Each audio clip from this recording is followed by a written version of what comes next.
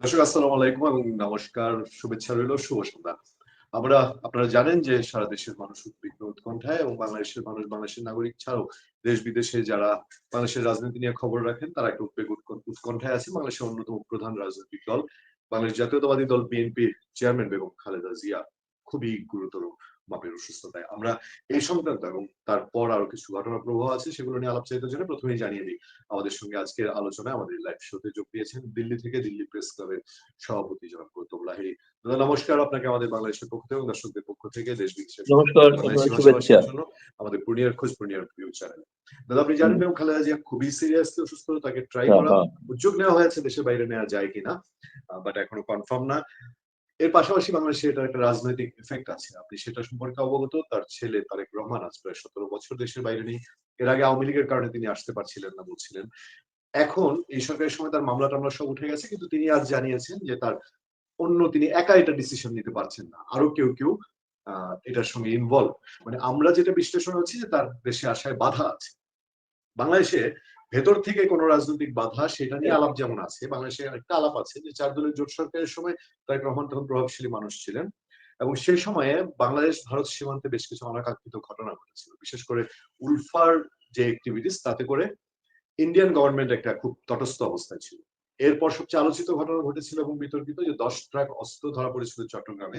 সেই অস্ত্র নিয়েও ইন্টারন্যাশনাল মিডিয়া অনেক আলাপ আলোচনা এসেছে এবং পরবর্তীতে এমন ধারণা তৈরি হয়েছে যে সেটা 4 দলীয় জোট সরকারের কোনো সায় ছিল কিনা। মানুষ মনে করে যে ইন্ডিয়ার ভেতরে কোনো একটা সেন্টিমেন্ট আছে, ইন্ডিয়া মিডিয়া অনেক সময় দোষারোপ করে তারেক রহমান সাহেবকে।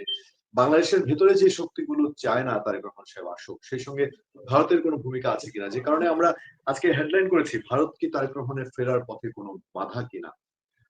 দিল্লি থেকে গৌতম লাহিড়ীর বিশ্লেষণ। দাদা আপনার বিশ্লেষণ কামনা করছি, আশা করছি। নমস্কার, ধন্যবাদ। প্রথমেই আমি বলবো যে খালেদা জিয়ার যিনি অসুস্থ তার আমি সুস্থতা কামনা করি, দীর্ঘায়ু কামনা করি।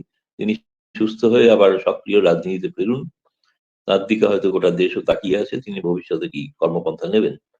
ঠিক এইরকম একটা যখন গুরুতরভাবে তিনি অসুস্থ, সেই অবস্থায় আমি দেখলাম যে উপদেষ্টা মন্ডলী একটা বৈঠক হয়েছে। সেই বৈঠকে তার সুস্বাস্থ্যের জন্য দোয়া কামনা করা হয়েছে। কিন্তু মানে কোনো সংবাদে এটা দেখিনি যে তারেক রহমান ফিরতে চেয়েছিলেন, আসতে চেয়েছিলেন, তার ফেরার ব্যাপারে কোনো তারা কিছু সিদ্ধান্ত কিছু জানালেন কি জানালেন না। আমি জানি না মানে কেন আপনারা শিরোনামে ভারতকে জড়িয়েছেন বলতে পারবো না, তবে তার ফেরার এক্ষেত্রে সব থেকে বড় বিষয় এক, তারেক রহমান নিজে তিনি স্পষ্ট করেননি যে তিনি একা পারছেন না, আরো অন্য কেউ এর মধ্যে যুক্ত আছে। তো অন্য কেউ বলতে তিনি যখন আসবেন বাংলাদেশে, ঢাকাতেই আসবেন, তার মাকে দেখতে আসবেন, সেখানে তো বর্তমান যে সরকার আছে তারা তার নিরাপত্তার ব্যবস্থা করবেন। তার তার যেহেতু একটি খুবই শীর্ষস্তরের নেতা, তার নিরাপত্তার একটা ব্যবস্থা থাকা উচিত। এবং সেই নিরাপত্তাজনিত ব্যবস্থার কি কোনো অভাব ঘটেছে? মানে আমার এটা প্রশ্ন উঠছে যে এটা কিন্তু প্রমাণ করে যে বাংলাদেশের যে সার্বিক আইন শৃঙ্খলা পরিস্থিতি, এটা এমন পরিস্থিতিতে নয় যে একজন বিএনপির শীর্ষস্তরের নেতা তার দেশে, নিজ দেশে ফিরতে তার দ্বিধা হচ্ছে। ভারতের ভূমিকা, ভারত কেন বাধা দেবে? তিনি লন্ডনের এয়ারপোর্টে, হিথ্রো এয়ারপোর্টে আসবেন, একটা বিমান ধরবেন, সোজা চলে আসবেন। মানে আমি তার কোনো যদি আমি অন্য কোনো, জানি না আপনার এখানে বলেছিলাম কিনা, অন্য একটা চ্যানেলে আমি হয়তো বলেছিলাম একবার, আমার অনুমান ছিল যে তার যখন দেখছি বাংলাদেশের গণমাধ্যমে নিয়মিত প্রকাশ হচ্ছে যে তারেক রহমান ফিরবেন এবং তার জন্য বাড়ি দেখা হচ্ছে, গুলশানে বাড়িটা তৈরি করা হয়েছে, আমি কিন্তু সেই সময় থেকে বলে যাচ্ছি আমার কেন জানি না একটু সন্দেহ আছে যে তিনি আদৌ ফিরছেন কিনা। কবে ফিরছেন? নির্বাচন প্রথম কথা, ঘোষণা হলে ফিরবেন সে তো এখন বলা হচ্ছে, নির্বাচন আগে ঘোষণা হয়নি, ঘোষণা হওয়ার পর দেখবো। কিন্তু তিনি তার নিজের মাকে দেখতে আসতে চাইছেন না, এই ব্যাপারটা সত্যি খুব বিস্ময়কর, খুবই বিস্ময়কর। এবং এক্ষেত্রে মানে ভারতের কি ভূমিকা থাকতে পারে আমি জানি না। ভারতের তার তার রাজনৈতিক দৃষ্টিকোণ বা তারা যখন সরকারে ছিলেন সেই সময়কার কর্মকাণ্ড নিয়ে কিছু আপত্তি থাকতে পারে, কিন্তু সেই কারণে তিনি এখন ফিরবেন কি ফিরবেন না সেটা তো আমি জানি না। আপনাদের ওখানে আমি বাংলাদেশের একটা কাগজ, ইংরেজি কাগজ দেখলাম, টাইম, আমি সেটাকে উদ্ধৃত করেই বলছি, সেটাকে উদ্ধৃত করে ভারতবর্ষের কিছু অনলাইন মিডিয়া খবরও করেছে দেখলাম। সেখানে বলা হয়েছে যে কাতারে, দোহাতে national security advisor Khalilur Rahman গেছেন। সেখানে নাকি মার্কিনই কিছু সিকিউরিটি লোক আছে, এমনকি ভারতীয় সিকিউরিটি পক্ষ থেকেও কেউ কেউ উপস্থিত আছেন। আমি ভারতের কেউ আছেন কিনা এ ব্যাপারে নিশ্চিত নই। আমি কাতারে ভারতের যে দূতাবাসে যোগাযোগ করেছিলাম তারা এরকম কোনো খবর আমাকে দিতে পারেনি, কনফার্ম করতে পারেনি।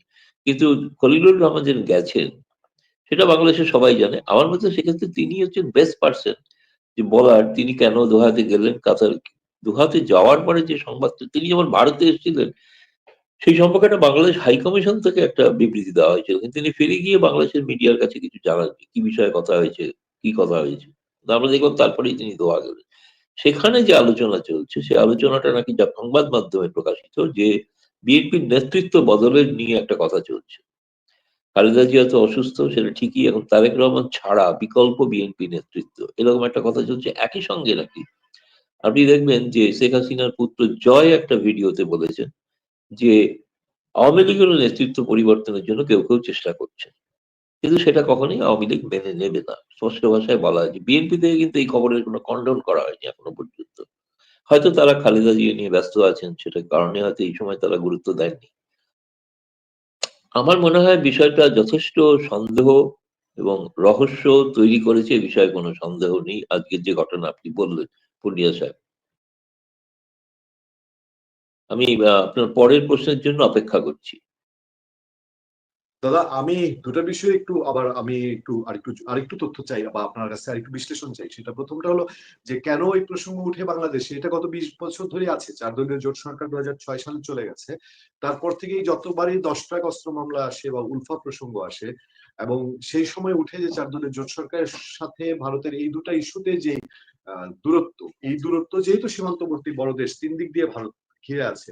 বাংলাদেশি ইলেকশনে এবং বাংলাদেশের অনেক কমিউনিটি সেখানে অ্যাটাচ, তাদের একটা এফেক্ট আছে সরাসরি ভারতের কেউ হস্তক্ষেপ না করলো। সেই জন্য প্রসঙ্গটা উঠে যে ওইটার কি কোনো প্রভাব এই বিএনপির নেতৃত্বের প্রতি, বা ভারতও কি চায় কিনা যে বিএনপি নেতৃত্ব থেকে।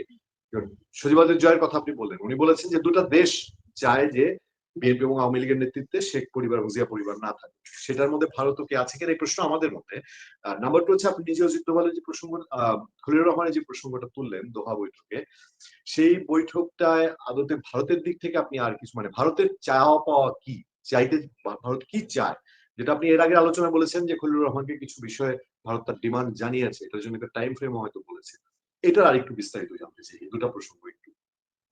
বিস্তারিত বলতে আমি শুধু এটুকুই বলতে পারি, আমি এটা বলছি যে দোহায় ভারতীয় কোনো প্রতিনিধি আছেন কিনা এটা কোনো ভারত সরকার থেকে এখনো কনফার্মেশন পাইনি। ফলে আমি জানতে চেয়েছি, পরে জানতে পারলে আপনাকে পরে আমি নিশ্চয়ই আবার জানাবো। কিন্তু ভারত কি চায় বলতে এই মুহূর্তে ভারত যেটা চায় খুব অবিলম্বে দ্রুত একটা ইনক্লুসিভ শান্তিপূর্ণ নির্বাচন বাংলাদেশে, যেখানে সমস্ত দল অংশগ্রহণ করবে, মানে আওয়ামী লীগ সহ। যেটা আওয়ামী লীগকে তারা চাইছেন না অংশগ্রহণ করাতে, ভারত চায় আওয়ামী লীগ অংশগ্রহণ, মানুষ তার রায় দেবেন যাকে খুশি মানুষ রায় দিয়ে ভোটে জেতাবেন, সরকার গঠন করবে তারা, তাতে ভারতের কোনো আপত্তি নেই।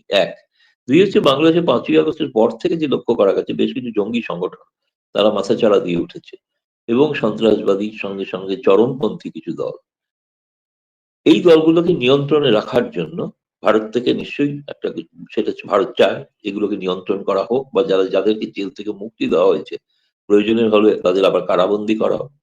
তৃতীয় এবং সব থেকে গুরুত্বপূর্ণ অংশ হচ্ছে যে আওয়ামী লীগের যে সমস্ত নেতা এখন জেলে আছেন তাদের জামিনের ব্যবস্থা হোক, তাদের বিরুদ্ধে মামলা চলুক কিন্তু তারা জামিনে থাকুন।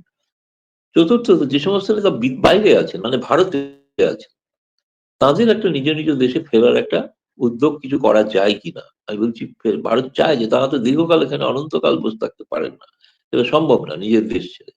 কিভাবে তারা ফিরে যাবেন, কি পদ্ধতিতে ফিরে যাবেন, বা কি ডিল হতে পারে এই নিয়ে সেসব একটা প্রাথমিক কিছু হয়তো আলোচনা হয়েছে। আমি ডিলটার বিষয়টা কিন্তু জানি না। আমি জানলে অবশ্যই আপনাকে আপনার চ্যানেলেই আমি ব্রেকিং নিউজ দিতে পারি যে এই হচ্ছে ডিল, কিন্তু সেটা এখন আমার জানা নেই।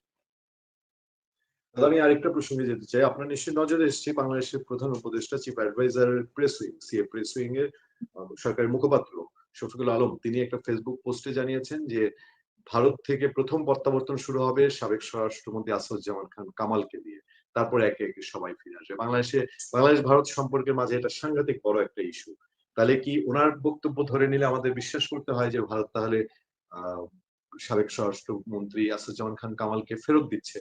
আর এটা যদি হয়ে থাকে তাহলে কেন? এর মধ্যে তাহলে কি কোনো নেগোসিয়েশন হয়েছে ভারতের সঙ্গে? নাম্বার 1। নাম্বার 2 হচ্ছে, আর যদি নেগোসিয়েশন না হয়ে থাকে, আমরা শুনি যে বিভিন্ন দিক থেকে লবিস্টরা কাজ করছিল ভারতের সঙ্গে এই প্রত্যাবর্তনকে অন্তত এই সরকার যেন একটা সাফল্য দেখাতে পারে।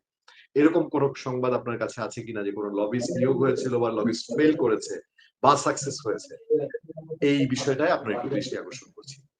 না, প্রথম কথা হচ্ছে আমি জানি না প্রেস সচিবের খবরের সূত্র কি, তিনি হয়তো জানেন, কিন্তু আমরা ভারতে এটা কেউ জানেন না, এরকম কোনো ভারতে কোনো আলোচনা হয়নি।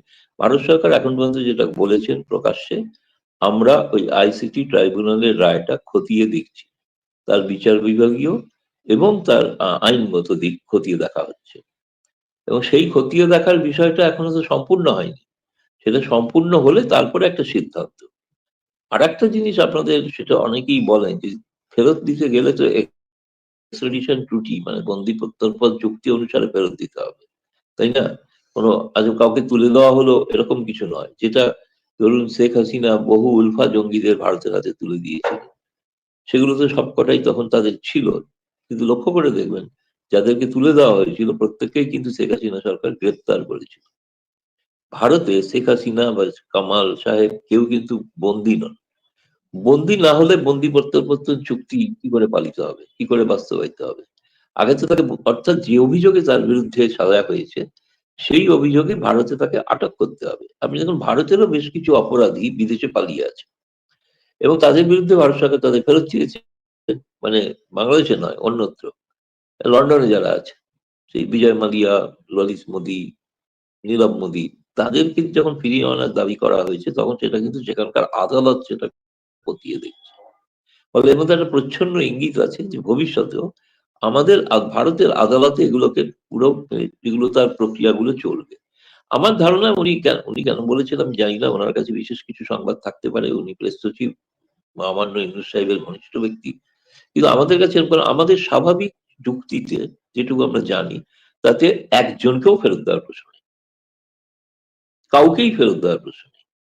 ফেরত দেওয়ার প্রশ্নই হতে পারে একটা নেগোসিয়েশন, তাকে ফেরত দেওয়া মানে কি, তার ওখানে প্রথম কথা হচ্ছে যে ফাঁসির যদি আদেশ হয় মানে মৃত্যুদণ্ড, মৃত্যুর কারণে বন্দিপত্র চুক্তি যদি মনে হয় যে কার্যকর করতে হবে, তাহলে মৃত্যু যার হবে সেই কারণে প্রত্যর্পণ করা যায় না। এটা ভারতের কারণেই কি তারেক দেশে আসতে পারতেছে না? গুরুত্বপূর্ণ তথ্য দিল পূর্ণিয়া। বাতিল করেন বর্তমান সরকার। ফলে ওই চুক্তি বাতিল না হলে ওটা বাস্তবায়ন করার পথে বহুবিধ প্রতিবন্ধকতা রয়ে গেছে, যেটা হওয়া সম্ভব নয়। দাদা, আমি সবশেষ একটা ইস্যুতে আপনার প্রতিক্রিয়া চাচ্ছি। আপনিও বলছিলেন যে ভারত চায় যে আওয়ামী লীগ সহ নির্বাচন, ইনক্লুসিভ নির্বাচন আগামীতে। সেই ক্ষেত্রে বাংলাদেশের ভেতরে আলাপ আছে যে ঠিক আছে, বাংলাদেশ ইনক্লুসিভ করবে না এক্সক্লুসিভ করবে, আওয়ামী লীগ সহ করবে না আওয়ামী লীগ ছাড়া করবে। ভারত যেহেতু আদার কান্ট্রি, ধরেন ভারতের এই আগ্রহে বাংলাদেশের এই সরকার কান দিল না, তারা আওয়ামী লীগ ছাড়া নির্বাচন করবে, সেক্ষেত্রে ভারতের কি করার আছে, ভারত কি করতে পারে? অনেকে এটা প্রশ্ন করে, না আমরা করলাম না, আমরা ভারতের কথা শুনলাম না, ভারতের ইচ্ছা রাখলাম না, রাখতেই হবে এমন তো কোনো কথা নেই। সেই ক্ষেত্রে ভারতের করণীয় কি? সেই ক্ষেত্রে দেখুন, যেই অবস্থাটা এখন আমার মনে হচ্ছে যে ইউনূস সরকার আগের থেকে ধীরে ধীরে অবস্থান পরিবর্তন করছে। এই মুহূর্তে তারা শেখ হাসিনা থেকে শেখ কামাল সাহেবের প্রত্যাবর্তন এসছেন, যদি আমি প্রেস সচিবের কথা ধরে নিই। মানে শেখ হাসিনাটা আর প্রত্যাবর্তন সম্ভব নয়, ফলে এখন যদি কামালকে দিয়ে যদি মুখ রক্ষা করা যায়, ফলে সেইখানে সরে এসছেন। দ্বিতীয়ত তারা যেটা বলেছেন কতদূর শেষ পর্যন্ত মানবেন, আপনি দেখুন জাতিসংঘ থেকেও বলা হয়েছে বাংলাদেশ মানছেন না তারা, তাদের কাছে মনে হচ্ছে বিচার হওয়া উচিত, শাস্তি হওয়া উচিত, কিন্তু ফাঁসি তারা সমর্থন করছেন না। ফলে সেই জায়গা থেকে ইউনূস সরকারকে অনেকটা সরতে হতে পারে, এবং আমার ধারণা তারা সরবে।